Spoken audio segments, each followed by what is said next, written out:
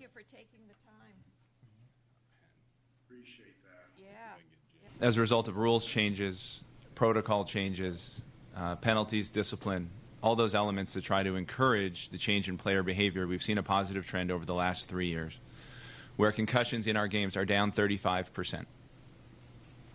And concussions caused by helmet-to-helmet hits, which we've all identified as an issue that we wanted to start to remove from the game, are down more than 40% over that same time frame. Now, including going into further detail about the medical. And now, since we have that athletic trainer in the media box for the first time this year, we're going to enable that same individual to stop the game.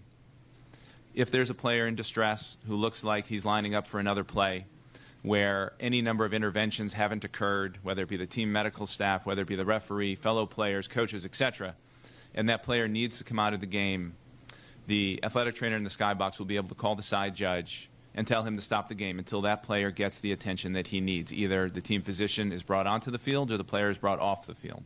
Who is joining us by video, and you can see him to my right. There's a number of ways and times for a player to be pulled out and examined, whether or not there ends up being a concussion diagnosis or not.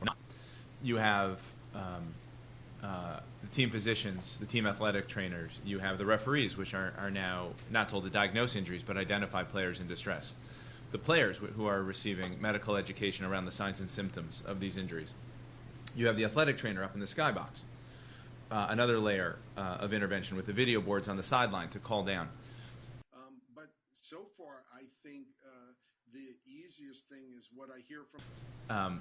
And if all of those things, for whatever reason, don't end up intervening and finding a player who needs to be evaluated, again, regardless of what the ultimate outcome is, the medical timeout should address those challenges. Now, I presume that it won't be necessary all that frequently, given all of the other people, places, and protocols that are there to address it. Nevertheless, if there's an issue, if Julian Edelman or any other player looks like he is in distress and the game doesn't stop, because in the Edelman case, it was a hurry-up offense, there was no incomplete pass, there was no huddle, there was no obvious time in which somebody could intervene. But now, this year, you can, in fact, stop the game.